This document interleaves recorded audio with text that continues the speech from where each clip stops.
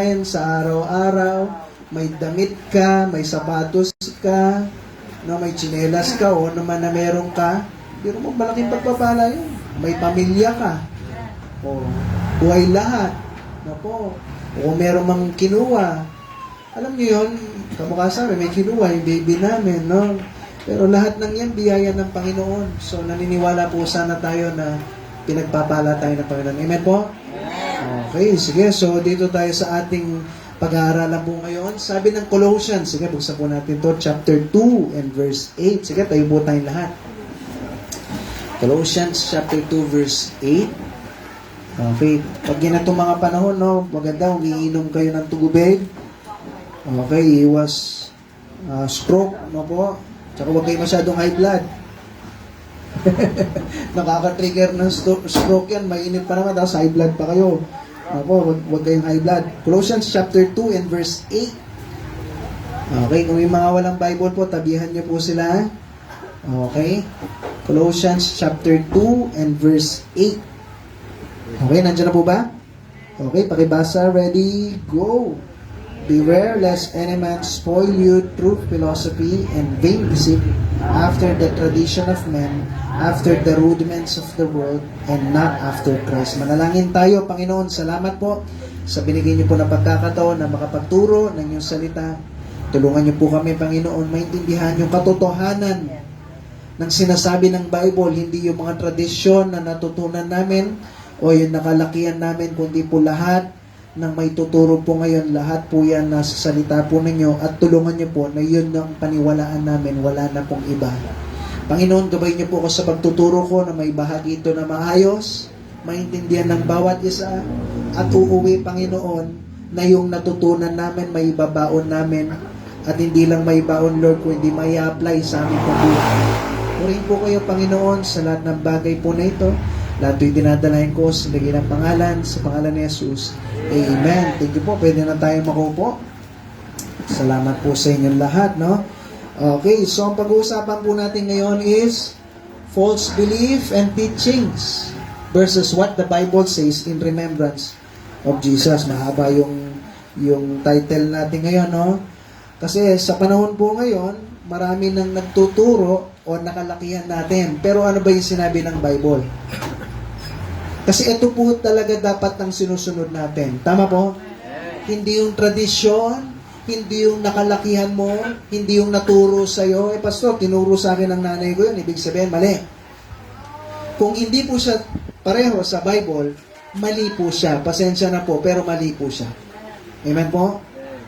Dapat po, na yung sinabi ng Bible, yun yung susundin natin. Hindi po yung nakalakihan, hindi yung naturo sa iyo, kundi yung sinabi ng Bible. Kasi kung hindi po tayo magiging maingat na po, ang mangyayari po nun is lumalabag tayo sa sinasabi ng salita po ng Panginoon. Amen po? Okay, so ano ba yung sinasabi ng Biblia, lalong-lalo na sa panahon po ng Holy Week na po? Okay. So, may mga sinasabi po yung Biblia na hindi pareho sa sinasabi ng salita ng Panginoon. At ngayong Holy Week, may mga tradisyon yan. May mga kumakanta. Tama po? May mga bagay na, na hindi dapat sinasagawa. Na po, pero dapat tayo, bilang isang Kristiyano, wag po nating ikilos at igawa na po. Ano yun? Number 1, tuloy-tuloy na tayo. Number 1, self-flagellation and crucifixion as a way to earn salvation na po. Okay, ma'am. Okay. Sige, sabi niyo dito, self-flagellation na po. O, pakipasok natin si, yung maliit na po, yan, dun siya sa loob na po. Okay, number 1, sabi niya, self-flagellation and crucifixion as a way to earn salvation na po. Ano yun? Yung nakikita po natin, di ba? Yung kanina dun sa first page, natin, yan. Di ba ito yung uso po ngayon sa panahon po, di ba? Lalong-lalo na pag Holy Week, tama po? Okay, bubuhatin yung cross. Okay? At tapos magpapalaspas. Okay? Ano ba yung sinabi ng Biblia patungkol po sa lahat ng yan? No po? Kasi merong magpapalaspas merong magbubuhat ng cross. O tapos sasabihin. At tapos makikita niyo pa yung uso ngayon yung parang ginagawa na lang nilang laro. Diba? Tapos pumapalaspas, sumasayaw na ngayon, di ba? Okay? At tapos, anong mangyayari? Pag yung mga pumapalaspas na ganyan, yung isa pang turo is, dapat parang isa ka rin sa magpapalo. Tama? Okay, nakwento kasi sa akin ni Ate Renien, sumasama siya rin dati sa mga ganyan. Parang pag pumalo ka, dapat yata marami yata ipalo mo. Tama po ba? Okay, para kahit paano, isa ka sa nakakabawas ng kasalanan niya, parang ganon. Okay, kaya nga si Ate Remo, wala siya ngayon. Siguro pag lalamit, siguro ganyan, no? Para, bakit? Ba't ginagawa po yan? Kasi dapat makisali ka eh. Pag hindi ka sumasali sa mga ritual na yan, tradition, okay, hindi mababawasan din yung kasalanan mo. Tama po? So, sabi niya po dito, self-flagellation o yung pagpapahirap sa sarili, no? At lalong-lalo na uso sa Pampanga, yung nagpapapako sa krus. Tama po? Lahat po ng mga yan ay hindi dapat ginagawa. Kasi bakit? Si Kristo na po yung gumawa niyan, huwag kang kokopya. Amen po? Kung kayo, naghirap kayo para sa ibang tao, no? Para matanggal siya dun sa kahirapan niya. Kumbaga, tinulungan niyo siya. Tapos, ang mangyayari, talagang pinagbubugbog ka dyan para hindi na niya maranasan dahil mahal mo siya, ikaw na yung tumanggap. Tapos, ang gagawin niya, kokopyahin ka niya. Hindi ba masakit yun sa'yo?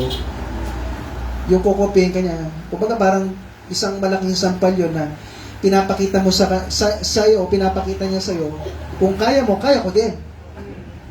Ganun yung nangyayari po dyan eh. Akala ng iba nakakabawas ng kasalanan pero hindi. Dumadagdag pa yung kasalanan mo dyan. Kasi bakit? Kinukopya mo yung ginawa ng Diyos eh. Na kung saan parang sinasabi mo sa Kanya, hindi niya kaya. Okay? Hindi mo kayang matubos yung kasalanan ko.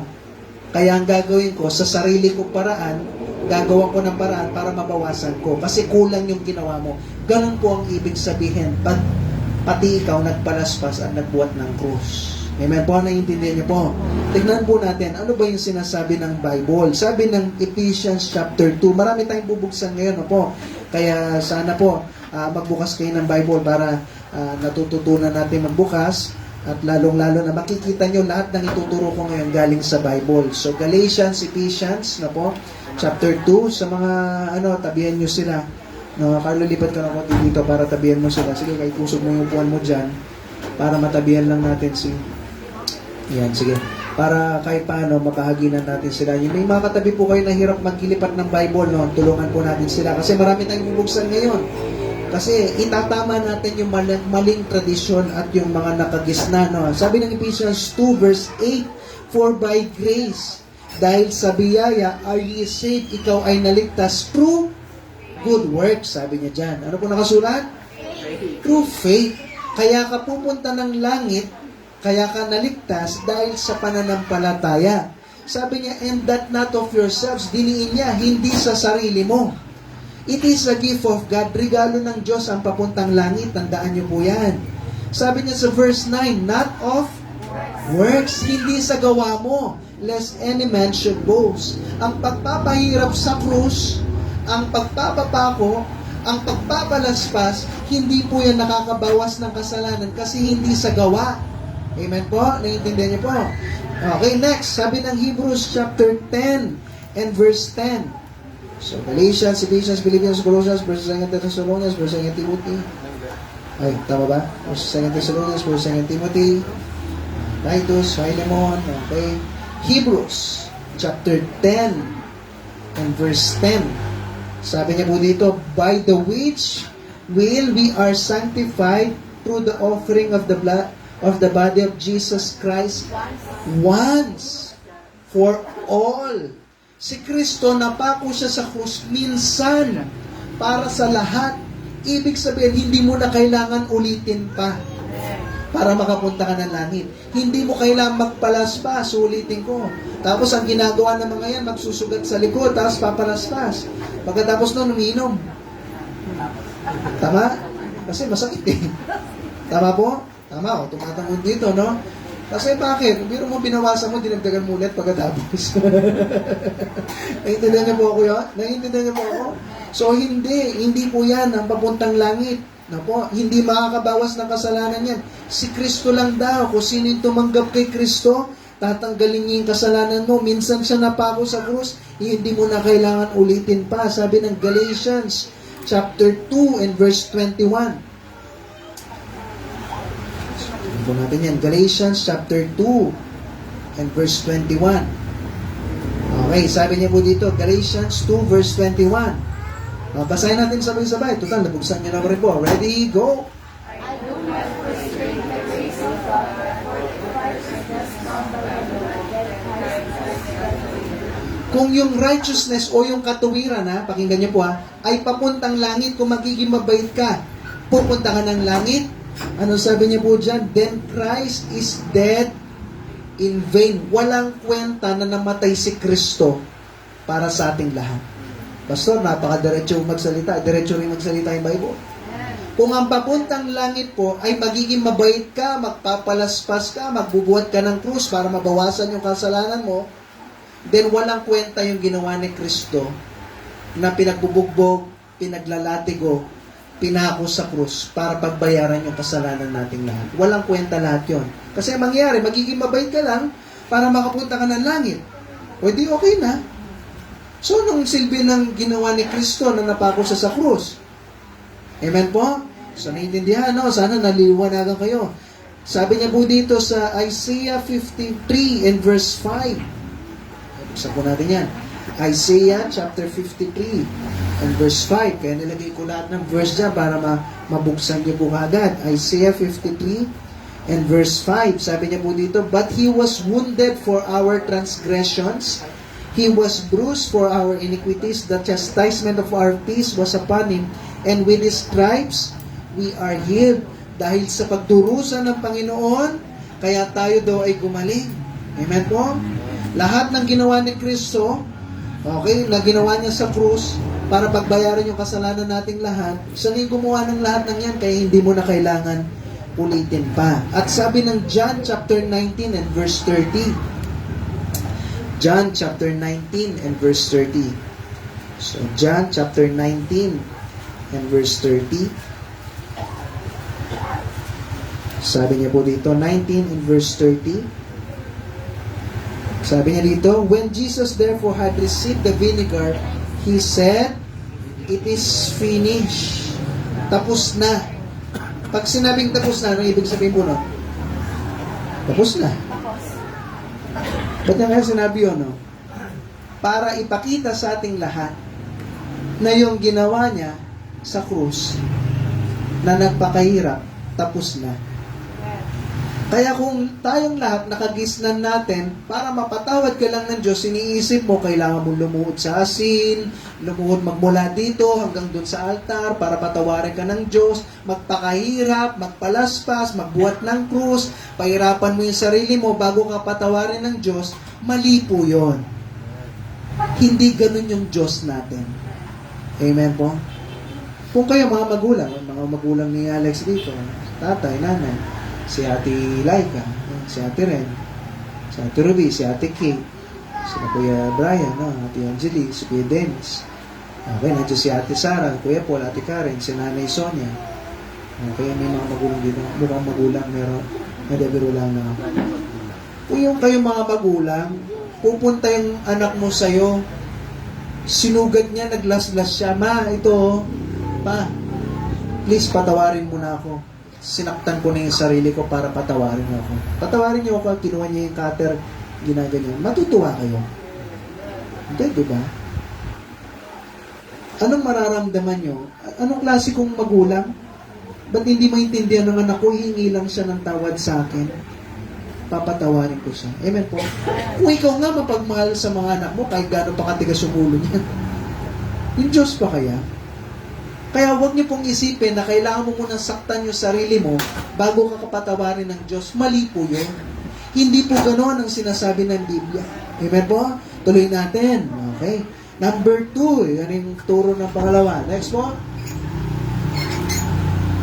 Okay. Bawal kumain ng karne. Kaya tinatanong ko si Ate Ren mo kung may nagtitinda ng karne niyan sa bibili kami. Baka mura niyan kasi mura po ba niyan? Alam ko mura niyan eh. Kasi, puro isda daw yung mamahal, di ba? O, bibili kami yung karne. Di ba? Okay, bawal daw kumain ng karne. Bakit? Kasi offense po daw yun sa Diyos, no? Ayaw daw ng Diyos yun, lalong-lalo na sa yung tinatawag nilang Good Friday. Tama po? Kasi doon daw namatay yung Diyos. Pero katulad ng sinabi ko last week, hindi namatay si Jesus ng Thursday. Kasi 3 araw at 3 gabi siya nasa libingan. Ay, ng Friday pala, Friday. Hindi siya namatay ng Friday. Kasi kahit magbilang ka, ewan ko kung paano kayo magbilang, hindi pwedeng maging linggo ng pagkabuhay yun. Kasi kung Friday siya namatay, nilibing siya ng Friday ng gabi papuntang Sabado ng gabi, ilang araw? Sabadong gabi, papuntang linggo ng gabi, 2 araw. Linggo ng gabi, papuntang Lunes ng gabi, 3.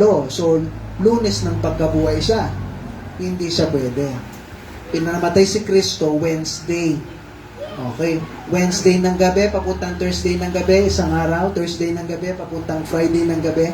Pangalawang araw, Friday ng gabi, papuntang Sabado ng gabi, 3 araw. At kinamadaling araw ng linggo, no po, doon nabuhay muli si Kristo. Kaya tinawag na linggong pagkabuhay. Amen po? Okay, yung Good Friday na yan, namatay daw si Kristo doon. Hindi. Mali po yun. Amen? Naiintindihan niyo po, ha? Ito yung sinasabi ng Biblia, hindi yung tradisyon, no po. So sinasabi, wag daw kakain ng karne para daw maging respeto sa pagpapahirap ng Panginoon sa krus. Kasi pagtitiisan mo, wala mo na daw samji. No? Wala mo na samji ng Friday, no? Pero hindi, walang sinabing gano'n. Ang pinaka-importante, ang sabi ng Biblia, kung ano yung nasa puso mo. Amen po? Yan yung pinaka-importante, hindi kung ano yung kinakain mo. Ano yung nasa puso mo. Iniwas mo nga lahat ng yan, palamura ka naman, ugali mo, wala namang hindi maganda. Anong silbi po nun? Amen po? Okay, tuloy natin. Ang sabi ng Bible sa 1 Timothy. Sige, buksan po natin ito. 1 Timothy chapter 4 and verse 3. 1 Timothy, puro tayo pag-aaral po ngayon kasi maganda maitama natin yung mga paniniwala na hindi tama, lalong-lalo na ngayon pong Holy Week, no? Sabi niya po dito, 1 Timothy chapter 4 and verse 3. Sabi niya dito, forbidding to marry and commanding to abstain from meats, yan yung mga tinuturo ng iba, which God had created to be received with thanksgiving. O iniiwas nyo yung sarili nyo sa karne, na kung saan yung Panginoon, ginawa niya yung mga yan, na dapat tinatanggap mo ng merong thanksgiving o pasasalamat. Okay? At sabi niya dito sa verse 4, sabi niya, for the creature of God is good and nothing to be refused. O, binigay ng Diyos yan, dapat wala kang tinatanggihan dyan. Okay, sabi niya po dito, if it be received with thanksgiving, kung pinasalamatan mo yan sa Panginoon, nagdasal ka, Lord, thank you po, linisin niyo yung pagkain nito, then, yung Panginoon, lilinisin niya yan. At pinasalamatan mo, kainin mo yan. Amen po? Next, sa verse 5, for it is sanctified by the word of God and prayer. Pinanalangin mo na nga pinasalamatan mo sa Panginoon, then kainin mo. Wala naman sinabi sa Bible na dapat umiwas ka sa mga yan. Ngayon, Pastor, ba't sinabi noon sa mga Hudyo, umiiwas sila sa mga baboy? Okay? Kasi yung Panginoon, binigyan po sila ng batas po noon para pag-ingatan po sila sa health po nila. Kasi kung pag-aaralan mo naman talaga mabuti, okay, hindi talaga masustansya ang karne. Meron siyang protein ba yung tawag doon? No? Makakatulong sa atin, pero kung laging karne, hindi rin maganda. Okay, kaya binigay sa kanila tupa. Sabi ng Romans chapter 14 and verse 17. Okay, buksan natin ito. Romans 14 verse 17. Marami tayong bubuksan sa Bible, no po, para malaman nyo yung tinuturo ko sa inyo lahat. Bible, lahat galing sa Bible. Romans 14:17. Okay, pakibasa po. Ready? Nandiyan po ba? Ready? Go!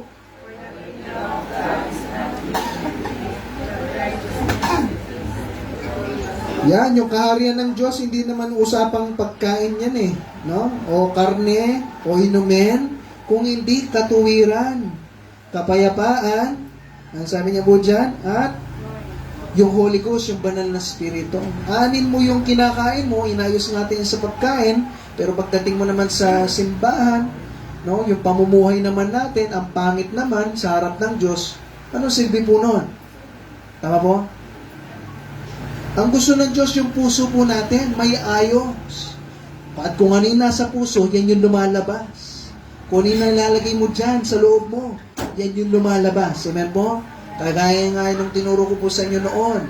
Pag meron akong orange dito, okay, piniga ko yung orange, ano yung lalabas?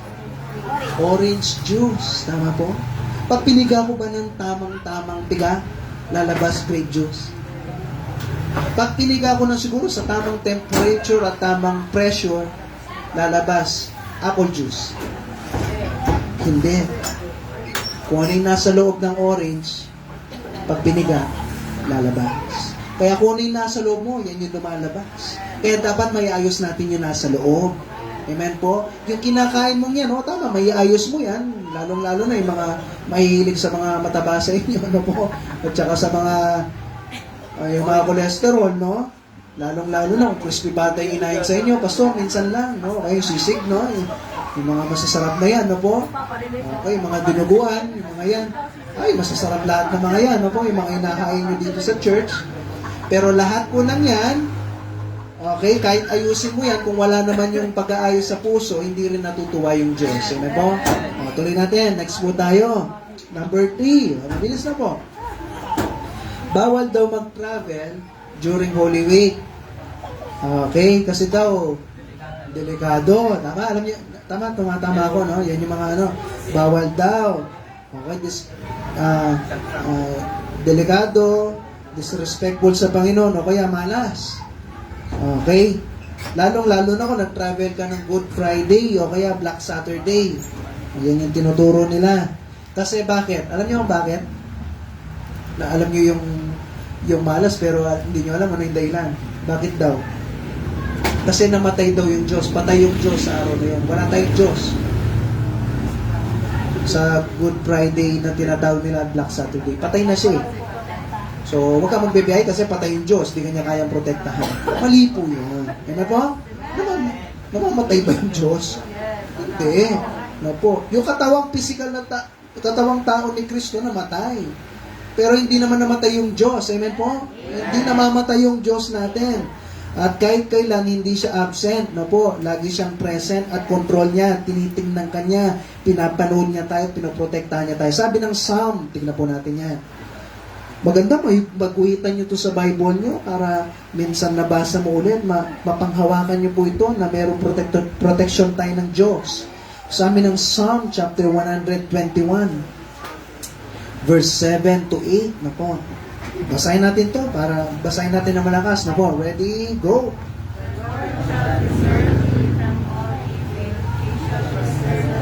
Verse 8.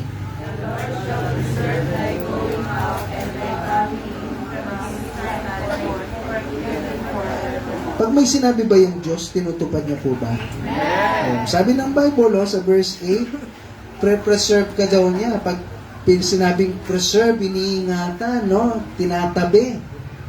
Po, kaya nga may preservatives, di ba? Alam niyo po yun? May mga salitang ganun, pinipreserve na po. Yung paglabas mo at pagpasok mo. At sabi niya, from this time, ano nakasulat po? Tignan niyo sa verse 8. From this time forth and tignan niyo po, ngayon at magpakailanman, diba? Yan, yung mga yan, po, totoo po yan, sinabi ng Biblia. Pag sinabi ng Diyos, tinutupad niya po ba? Yan yung pangawakan mo, hindi yung sa tradisyon na tinuturo po sa atin. Sabi ng Matthew chapter 28 and verse 6, buksan po natin yan. Matthew chapter 28 and verse 6. Matthew 28 and verse 6. Okay, nandiyan na po ba? Pakibasa, ready, go.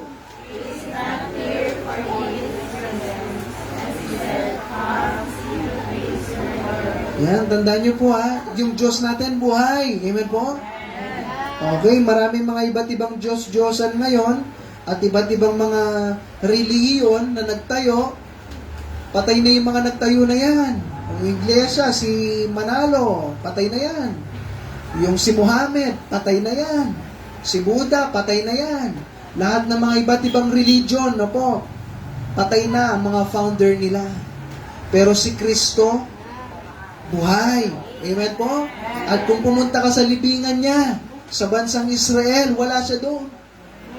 Pupunta ka sa kung saan namatay si Muhammad, nandun siya, nakalibing. Pero yung Diyos na pinaglilingkuran natin, buhay. Amen po?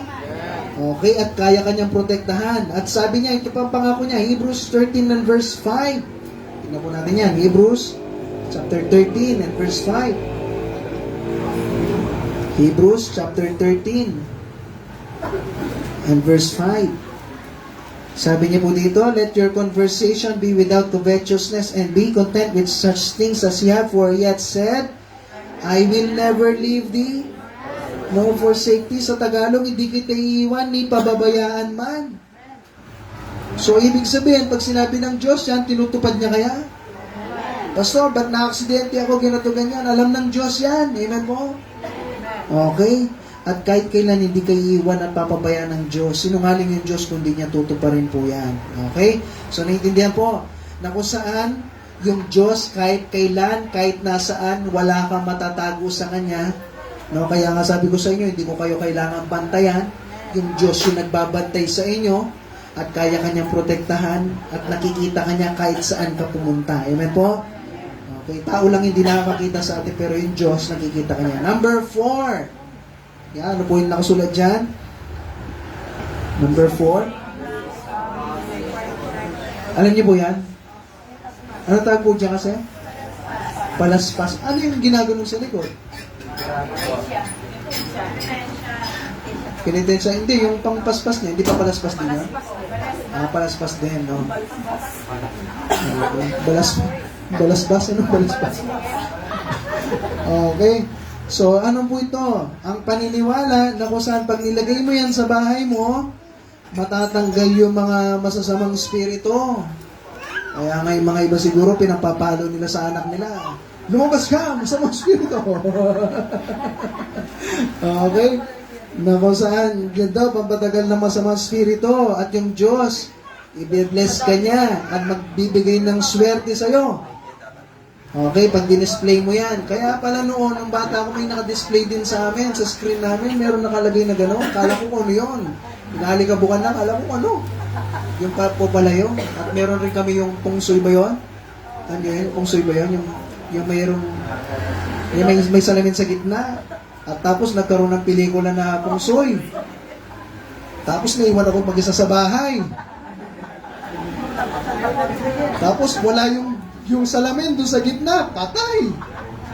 Hinahanap ko yung salamin, nawawala. Yung pungsoy namin sa bahay, walang salamin. Hindi ka ba naman nervyusin? Umalis yung magulang mo, bigla pang nag-brown out. Tapos umuulan ng malakas. Nandun ako sa garahe namin, nakapayong, kasi pumapasok yung tubig. Eto ako, basang-basa sa ulan, kumakanta. Habang natatakot, no? Kasi bakit? Yun yung nakagisnan. Yun yung naturo. Yun yung napanood. Kaya nga po, yung mga may mga anak sa inyo, no? Yung mga bata, iwas nyo po sila sa mga napapanood na nakakatakot. Ulitin ko huwag nyo po silang pinapanood na nakakatakot. At huwag nyo rin silang tinatakot. Amen po? Ay, ano lang to dagdag ko lang po. Huwag nyo tinatakot yung bata. Para hindi po sila maging matatakotin. Okay? Si Kiki, lagi kong ina-example sa inyo, hanggang ngayon, meron siyang time na natatakot siya, pero hanggang ngayon, sa biyaya ng Panginoon, natanggal niya, nakalimutan niya na yun. Nasa kwarto kami, nagpapahinga, yung banyo nandun, di ba? Nakabukas lang yung ilaw sa kusina, ay kung saan yung nabugas ng plato. Pag naiihi siya, sabi niya ganyan, tatakbo siya. Siya mag-isa, papunta sa CR, walang ilaw yung banyo. Ihiyan mag-isa. Tatawagin na kami, wash please! Wash please! Di namin narinig, wash! Mas may, sabi niya ganyan. Yun yung gagawin niya. Dahil ginagawa na rin, nasa kwarto eh. Tapos papasok siya sa kwarto. Nakagano siya. Sabi ko, wash eh! Sabi ko yan. Pupunta na nun kami. Pupunta na nun ako. Bakit kaya niya mag-isa? Kasi sa mga napapanood, kaya hindi nila kaya mag-isa. Iwas niyo po sila, no? Friendly reminder lang po. Iwas niyo yung mga bata sa mga... Basta para tumapang eh. Hindi po. Hindi po. Hindi pa nila kaya. Yung mga itong matatanda na ito, hindi rin nila kaya. Tapos, bubuksan na rin. Ma, utos ka ng utos, gabi na eh. Di ba? Ito nga, mga ito, natatakot. Anong expect mo sa maliliit? Amen po? So, iwas po natin sila sa mga bagay na nakakatakot. Kaya nga pag may napapanood siya, kahit cartoons lang na zombie, sinasabi ko sa kanya, pinapanood mo, change mo yan. Sasabihin ko sa kanya. Kasi bakit? Ayaw ko na lumaki siya nung natatakot. Naturo na sa akin noon eh. Tinatakot pa kami noon eh. Di ba? May mumu dyan. Oh. Natakot kami tuloy. Oh, tapos, ikaw ngayon, uutos ka, gabing-gabi, hindi mo sila mautusan. Oh, bilang magulang. Kasalanan po rin natin eh. Tinuruan mo sila ng nakakatakot. Oh. Pastor, para tumibay. Ulitin ko, halimbawa natin sa isang halaman. Yung isang halaman, nilagay mo dyan sa gitna. Maliit pa lang. Ano mangyayari po sa kanya? Malalanta. Okay? Kunwari, lupa yan, lagay mo siya sa gitna. Madadaanan ng sasakyan, mamamatay. Tama? Tama po? Okay. Pero itabi mo yan. Hayaan mong lumago. Gawin mong puno. Lagay mo sa gitna ng daan.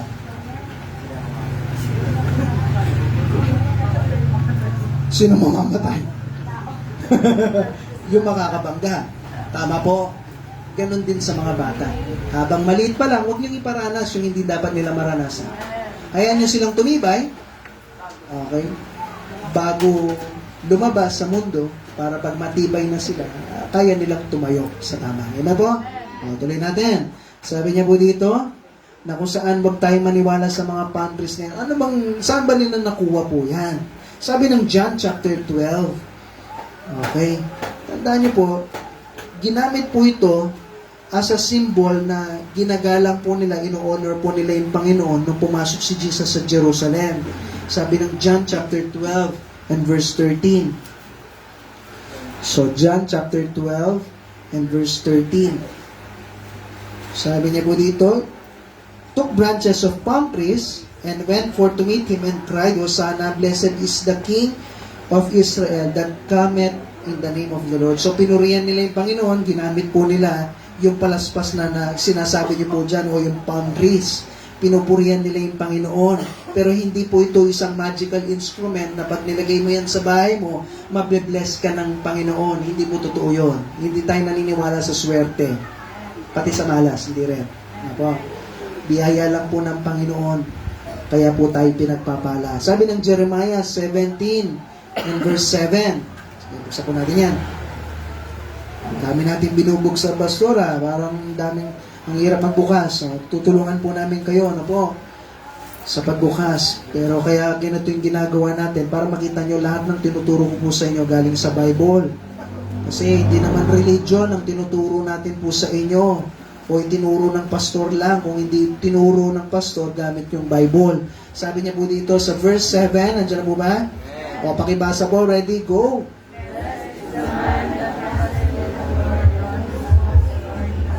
Tandaan niyo po, ang pag-asa natin nasa Diyos.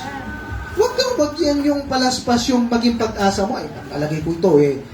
Baka sakali maging yumaman kami o pagpalain ako ng Diyos. Wag yan yung maging pag-asa mo. Amen po? Yung pagtiwalaan mo yung bagay para pagpalain ka ng Diyos. Dumiretso ka sa Panginoon, Lord, pagpalain niyo ako. Lord, tulungan niyo ako. Lord, i-bless niyo ako, yung pamilya namin, i-provide niyo yung pangangailangan namin. Dapat nandun yung pag-asa mo sa Diyos, hindi po sa bagay. Amen po? Next tayo, sabi niya po dito sa Psalm chapter 20 and verse 7. Psalm chapter 20 and verse 7. Nandiyan na po ba?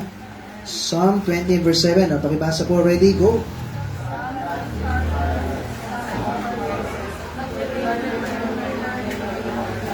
Yan, yung mga ibang tao daw, anong sinasabi diyan? Nagtitiwala sa chariots and horses. Ito kasi yung ginagamit nila, lalong-lalo na sa paggera. Pag yung isang gera, meron sila mga karwahe at kabayo, mas malakas yung advantage po nila. Kumbaga yan yung tangki nila noong unang panahon. Pag may karwahe, advantage ka. Kumbaga sa gera, may tangke yung mga iba. Kalaban mo, nakaspada lang, ikaw tangke. Sino mananalo? Kahit ikaw lang mag-isa. Yun, nakatangke.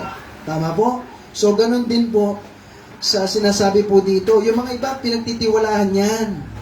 Pero sabi ni David, pero ako, sabi niya, alalahanin ko yung pangalan ng Panginoon na aking Diyos. Amen?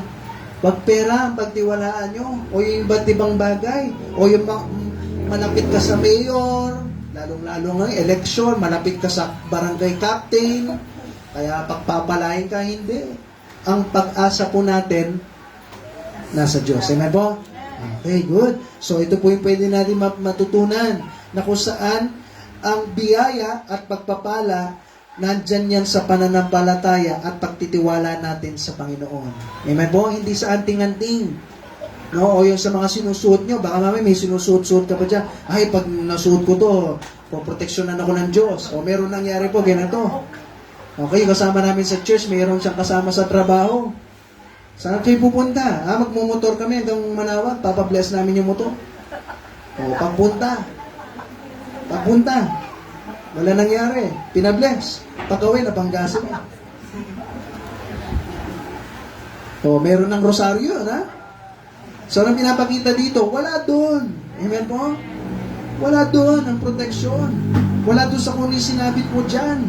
Sa sasakyan mo, sa motor mo, o kahit saan. O sinusuot mo. Na po, wala sa mga yan. Ang protection nasa Diyos. Ang pag-asa nasa Diyos. Ang pagpapala nasa Diyos. Amen po. Last, number 5. Okay. Egg, when eaten, creates new life in Christ. Okay, meron sa palaspas daw, tapos ang mangyayari doon sa pinapalaspas yata, kakain daw ng sariwang itlog.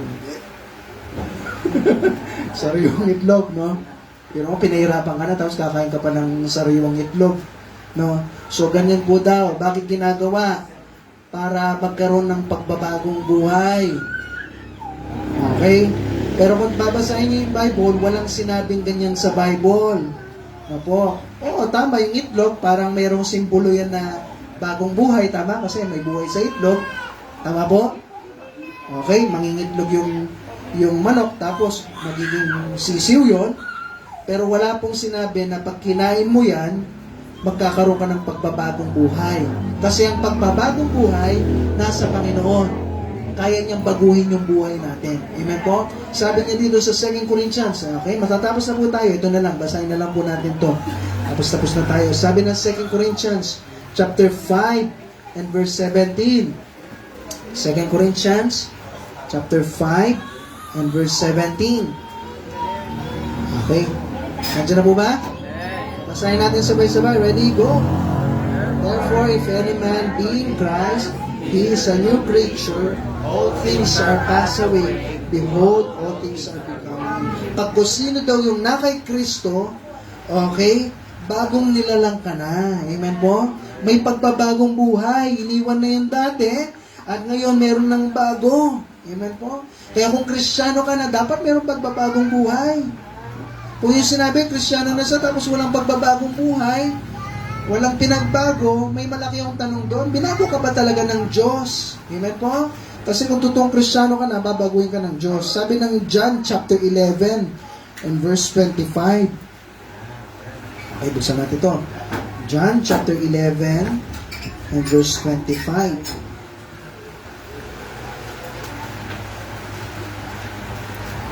Okay, nandiyan na po ba? Okay, sabi niya dito, pakibasa po, ready, go.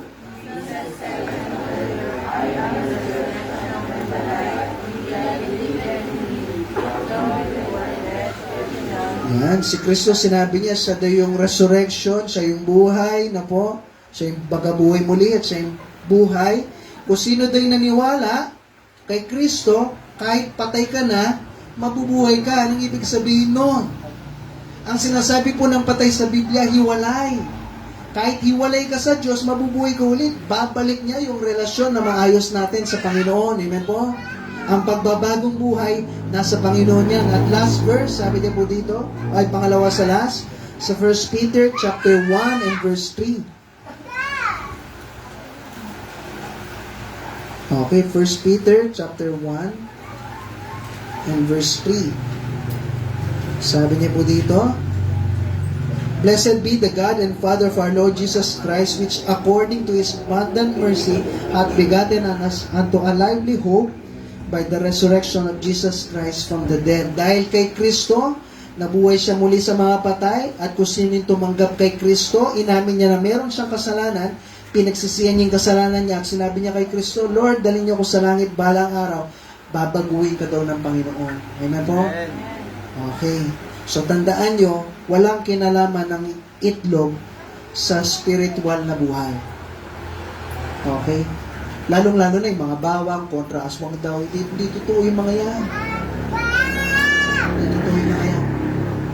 Kakain ka daw ng bawang, pag kinain yung bawang, bad breath, gano'n, para wala pong kinalaman yung material na bagay dito para sa spiritual na bagay. Amen po? Naintindihan niyo po? Tanging si Kristo lang yung magbabago ng buhay po natin. At tandaan nyo, sa mga bisita natin, ang kapatawaran sa mga kasalanan, hindi sa pagpapahirap sa sarili mo. Okay? Hindi mo na kailangang paghirapan pa para patawarin ka ng Diyos. Mapagmahal ang Diyos natin. Kaya kanyang patawarin sa mga kasalanan natin. At ginawa niya lahat para mapunta tayo ng langit balang araw. Kaya anong dapat mong gawin? Aminin mo na meron kang kasalanan. Mag-pray ka, Lord, sorry po sa kasalanan ko. At Lord Jesus, dalhin mo ko sa langit balang araw. Ito lang yung tanging paraan para makapunta ka ng langit. Kasi sabi po ng Biblia, ito na yung last verse, tapos na tayo. Sabi ko, sandali lang po tayo. Amen. Sabi niya po dito sa 2 Corinthians chapter 5 and verse 21. Amen po, dahil nakikinig kayo na maayos, no? Okay, sabi ng 2 Corinthians chapter 5 and verse 21. Okay, nandiyan po ba? Pakibasa po ng lahat. Ready? Go!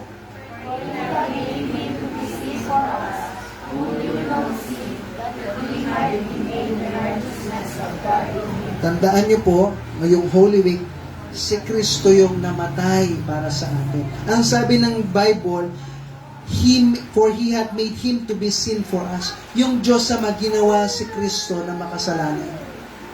Tinanggap lahat ni Kristo yan. Siya yung naging kasalanan para sa atin. Siya na yung naging drug addict, rapist, sinungaling, magnanakaw, mandurugas, mandaraya. Si Kristo, tinanggap niya lahat yon. Who knew no sin, sabi ng Bible. Wala siyang kahit anong alam na kasalanan. Walang kasalanan si Kristo. Pero ang sabi ng Biblia, tinanggap lahat ng yun ni Kristo. Siya yung naging kasalanan para sa atin lahat. Bakit? Ba't ginawa niya yun? That we might be made the righteousness of God in Him. Siya na yung naging makasalanan para sa atin lahat. Para bakit? Para pagkatapos niya mapako sa krus, mapagbayaran niya yung kasalanan natin lahat. At mabigyan tayo ng pagkakataon na langit ka balang araw. Amen po? Ginawa lahat yan ni Kristo dahil mahal ka niya. Huwag mo nang kopyahin. Insulto po sa Kanya yun. Amen po? Insulto sa Diyos yun pag kinokopya mo yung ginawa niya. Parang sinasabi mo, Lord, hindi mo kaya. Kaya ko. Hindi mo kayang bawasan yung kasalanan ko. Kaya ko. Si Kristo ang papuntang langit balang araw. At kung sinin namin, pinagsisihan yung kasalanan niya, at tumingi ka ng tulong kay Kristo, nadali ka niya sa langit balang araw, langit ka.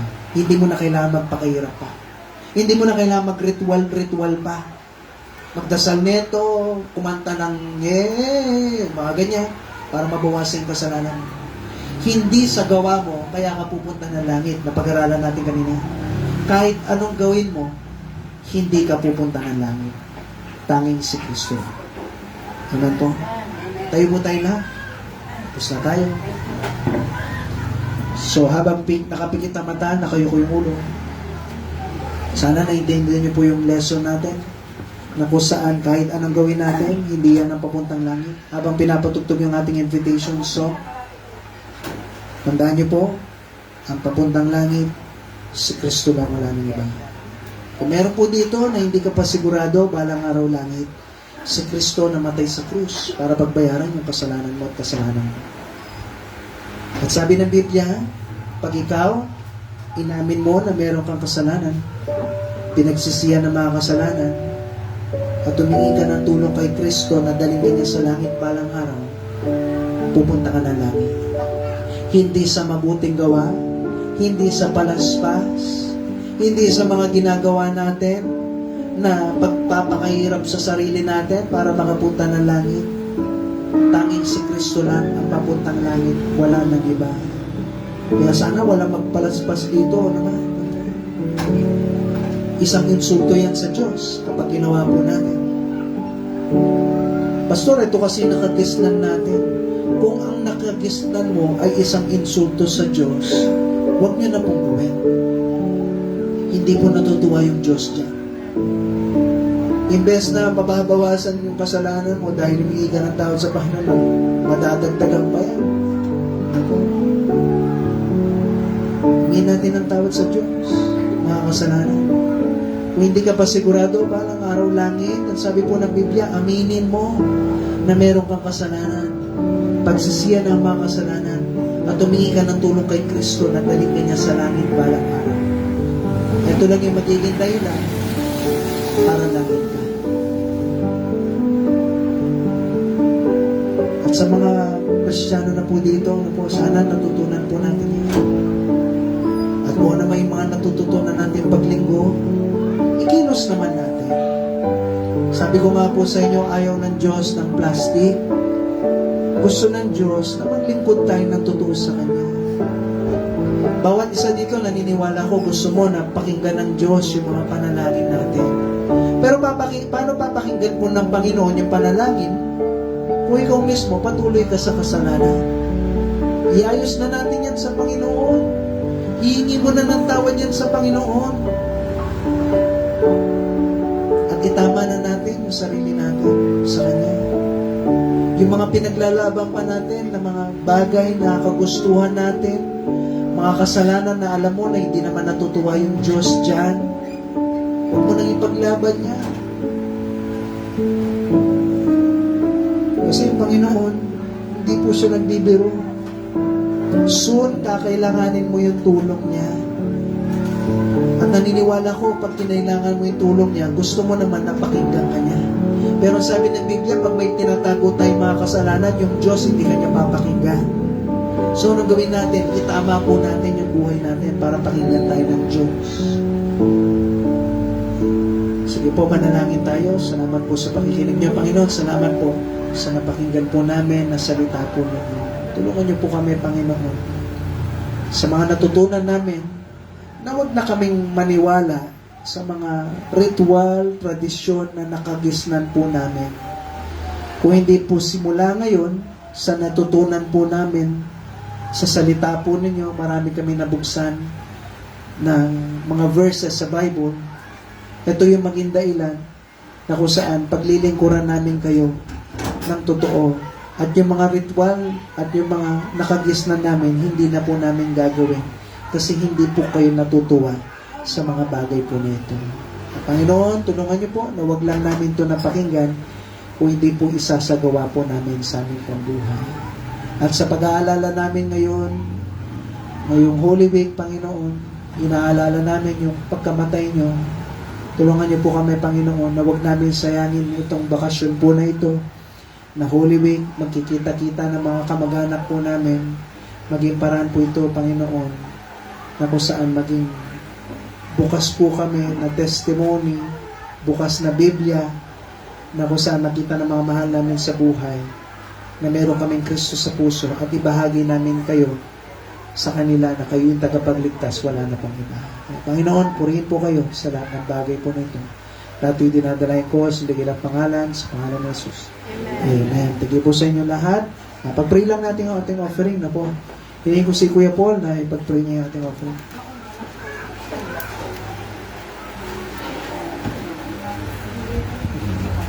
Pray po tayo. Yes, Lord, pinag-pray ko po ang mga Panginoon, sana Lord, ito yan magalit sa aming itong simbahan, Lord, at sa aming mga sama, Lord, at sana, Lord, itinig po ang aming pananampalataya po sa inyo, Lord. Ito po iniling ko sa pangalan ni Jesus. Amen. Okay, sige. So, habang pinapasa yung ating offering, ulitin ko po sa mga bisita natin, wala kaming hiningi o hinihiling po sa inyo na pera. Ano po? Pero yung bawat isa dito po na member namin dito sa Christ Saves Bible Baptist Mission,